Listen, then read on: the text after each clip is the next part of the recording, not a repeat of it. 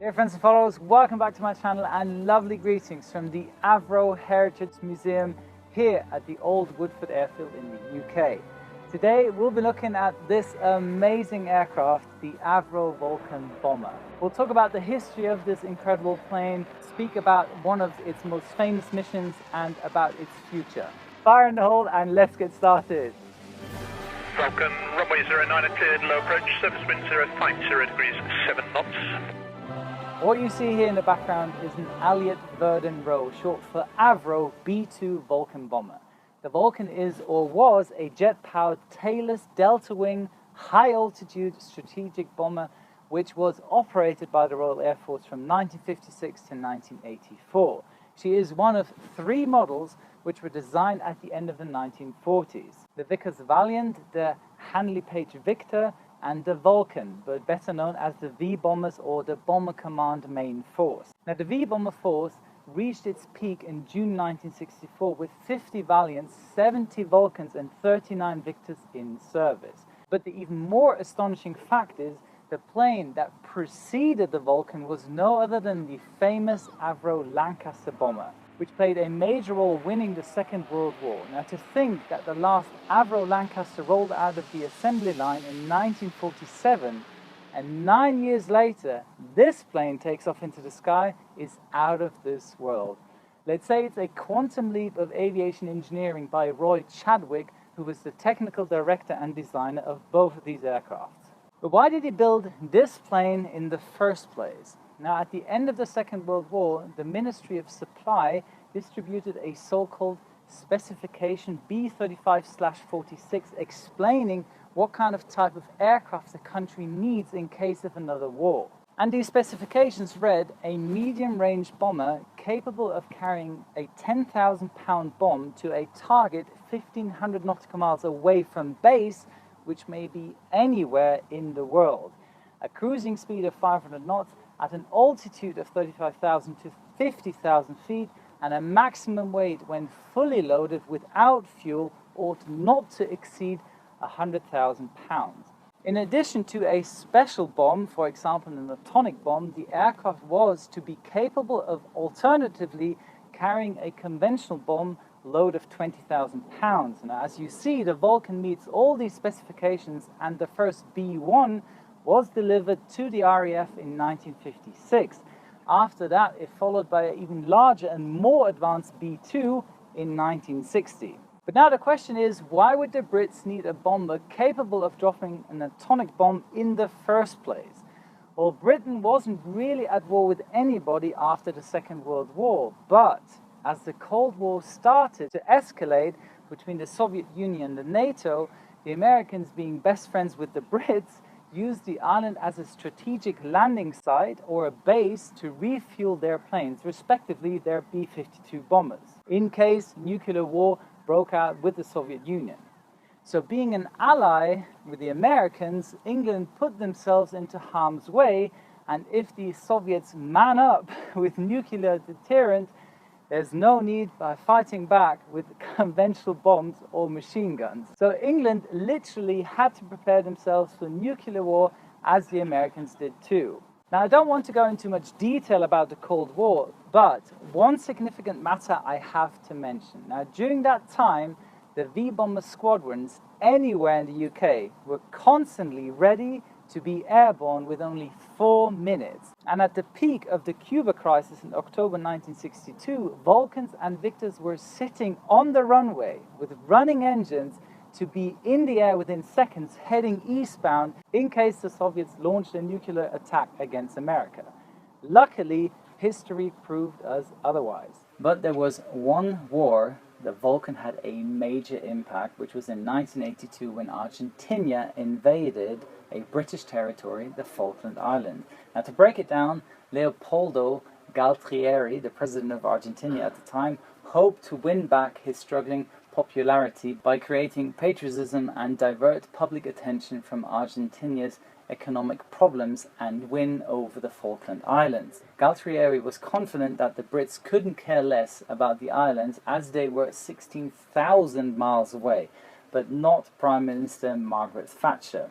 After diplomatic efforts had failed, she assembled a task force to recover them. 6,000 troops and 30 warships headed towards the Falkland Island.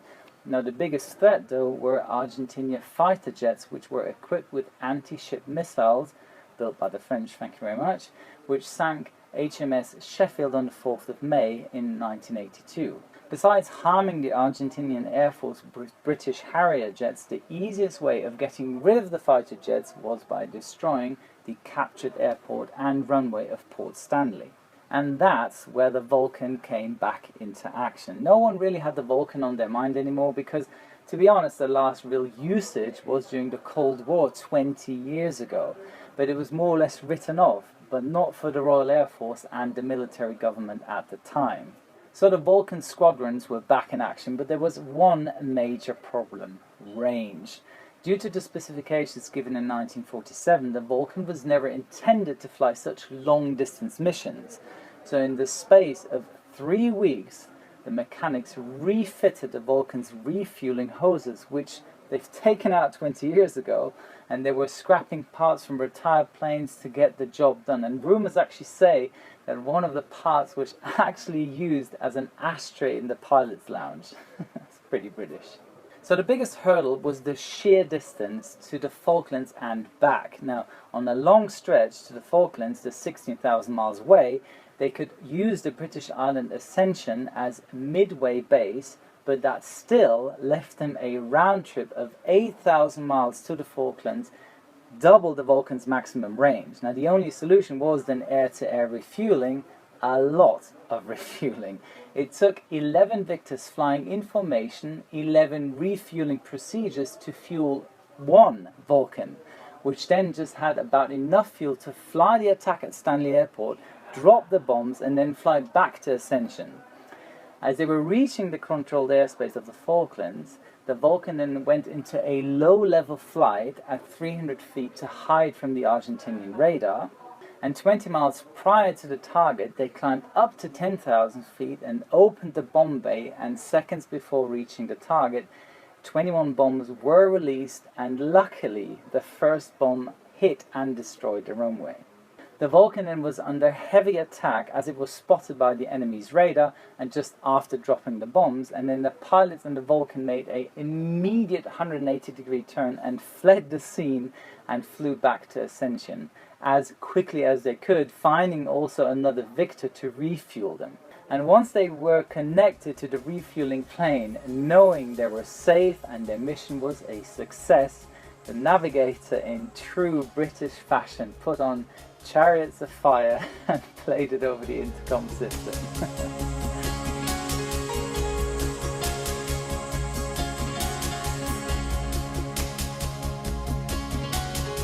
It was a shock to the Argentine military forces to see what the Royal Air Force was capable of doing, fixing up their outdated, nearly retired Vulcans with refueling hoses and flying them 16,000 miles to drop 21 bombs.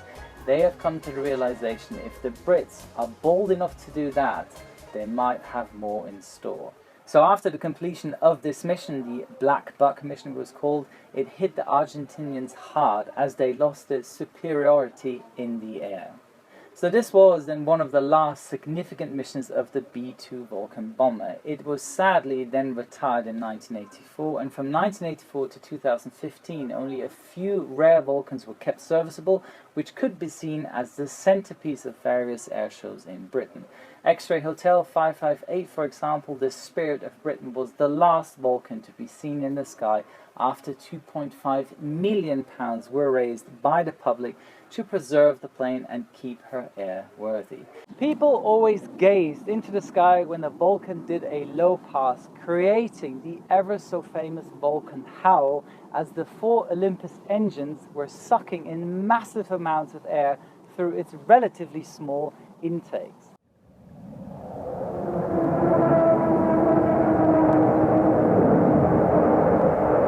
Distinctive delta wing shape not only looked good, but it also proved to be very effective as the plane felt like flying a fighter jet.